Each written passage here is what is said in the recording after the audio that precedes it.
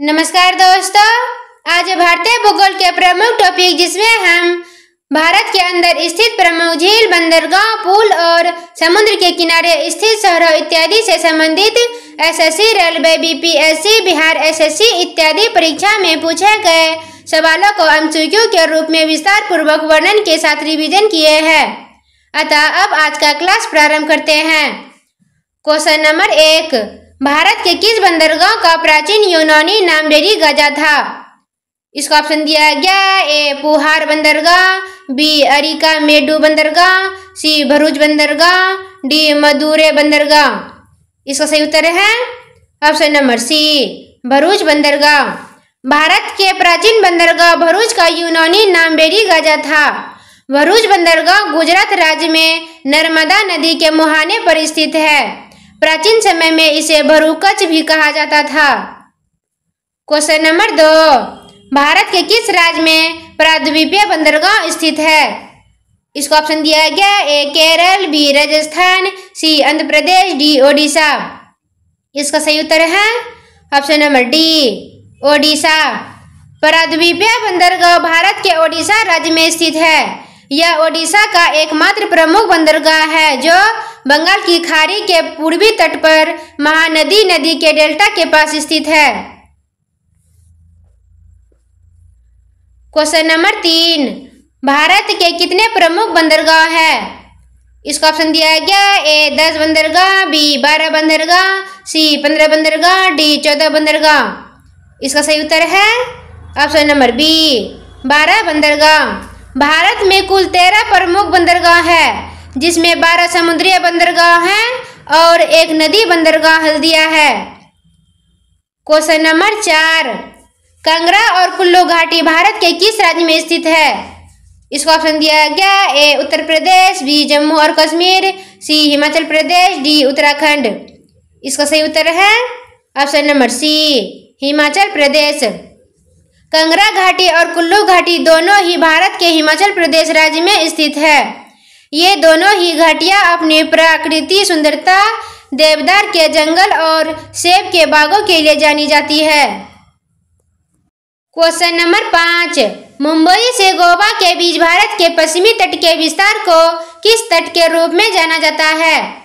इसका ऑप्शन दिया गया ए कोरोमंडल तट, बी कोंकण तट, सी मालाबार तट, डी कन्नर मैदान। इसका सही उत्तर है ऑप्शन नंबर बी कोंकण तट। मुंबई से गोवा तक भारत के पश्चिमी तट के विस्तार को कोंकण तट के रूप में जाना जाता है। यह तट पश्चिमी घाट और अरब सागर के बीच स्थित है और अपनी प्राकृतिक सुंदरता, हरे भरे दृश्यों, लंबे समुद्र तटों और चट्टानों के लिए प्रसिद्ध है। क्वेश्चन नंबर 6, निम्नलिखित में से कौन सा भारत के पश्चिमी तट पर एक शहर नहीं है? इसका ऑप्शन दिया गया ए करवाड़, बी मंगलोर, सी सूरत, डी गोपालपुर। इसका सही उत्तर है option number D Gopalpur. Bharat के पश्चिमी तट पर एक शहर नहीं होने वाले शहरों में गोपालपुर एक प्रमुख उदाहरण है, क्योंकि यह भारत के पूर्वी तट पर स्थित उड़ीसा राज्य का एक तटीय शहर है। इसके अतिरिक्त हल्दिया भी पश्चिमी तट पर नहीं है, बल्कि यह पश्चिमी बंगाल के पूर्वी तट पर स्थित एक बंदरगाह है। क्वेश्चन नंबर 7, उज्जैन किस नदी के तट पर स्थित है? इसका ऑप्शन दिया गया ए शिप्रा नदी, बी सरयू नदी, सी दिबांग नदी, डी सरस्वती नदी। इसका सही उत्तर है ऑप्शन नंबर ए शिप्रा नदी।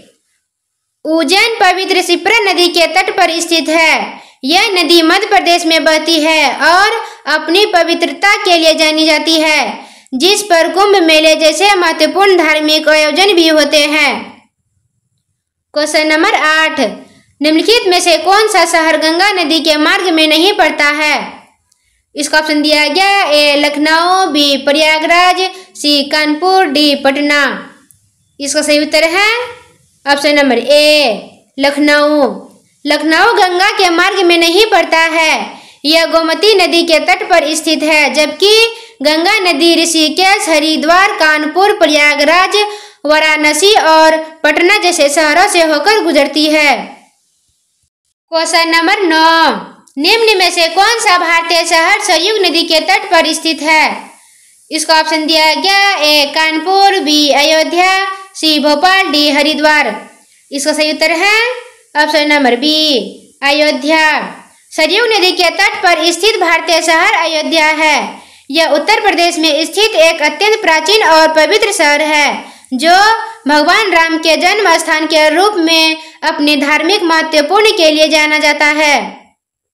क्वेश्चन नंबर 10, गुरुद्वारा पतालपुरी साहिब किस नदी के तट पर स्थित है? इसका ऑप्शन दिया गया A Yamuna, B Sutlej, C Ganga, D Beas. इसका सही उत्तर है option number B Sutlej. Gurudwara Patalpuri Sahib Sutlej नदी के तट पर स्थित है। यह गुरुद्वारा पंजाब के रूपनगर जिले के फतेहपुर साहिब में सतलुज नदी पर बना है और यह वह स्थान है जहां सिख समुदाय के लोग अपने मृत परिजनों की राख को नदी में प्रवाहित करने के लिए जाते हैं। क्वेश्चन नंबर 11, निम्नलिखित में से कौन सा स्थान गंगा नदी के तट पर स्थित नहीं है? इसका ऑप्शन दिया गया A Varanasi, B Hazaribagh, C Phaphamau, D Kanpur. इसका सही उत्तर है option number B Hazaribagh. Ganga नदी के तट पर स्थित नहीं है हजारीबाग। हजारीबाग यह झारखंड राज्य में स्थित है और कोनार नदी के किनारे बसा हुआ है, न कि गंगा के किनारे। क्वेश्चन नंबर 12, जबलपुर निम्नलिखित में से किस नदी के तट पर स्थित है? इसका ऑप्शन दिया गया ए गंगा नदी, बी गोदावरी नदी, सी चंबल नदी, डी नर्मदा नदी। इसका सही उत्तर है ऑप्शन नंबर डी नर्मदा नदी। जबलपुर शहर नर्मदा नदी के तट पर स्थित है। यह मध्य प्रदेश राज्य में स्थित एक महत्वपूर्ण शहर है जो अपनी संगमरमर की चट्टानों के लिए भी जाना जाता है, जिसमें भेड़ा घाट शामिल है। क्वेश्चन नंबर 13, प्रसिद्ध संस्कृति स्थल रानी की वाव किस नदी के तट पर स्थित है? इसका ऑप्शन दिया गया ए सरस्वती नदी, बी यमुना नदी, सी हुगली नदी, डी महानदी। इसका सही उत्तर है ऑप्शन नंबर ए सरस्वती नदी। प्रसिद्ध सांस्कृतिक स्थल रानी की वाव सरस्वती नदी के तट पर स्थित है जो गुजरात के पाटन में है। रानी की वाव एक बावड़ी है जिसका निर्माण 11वीं शताब्दी में राजा भीमदेव प्रथम की याद में उनकी पत्नी रानी उदयमती ने करवाया था। क्वेश्चन नंबर 14, जल स्तर के नीचे कठोर चट्टानों की परतों के बीच जमा भूजल क्या कहलाता है? इसका ऑप्शन दिया गया ए ग्लेशियर, बी गीजल, सी गर्म पानी का झरना, डी जलभृत। इसका सही उत्तर है ऑप्शन नंबर डी जलभृत। जल स्तर के नीचे कठोर चट्टानों की परतों के बीच जमा भूजल को जलभृत कहा जाता है। जलभृत एक ऐसा भूवैज्ञानिक संरचना है जिसमें पर्याप्त मात्रा में भूजल जमा होता है और यह जल को धारण व प्रवाहित करने की क्षमता रखता है।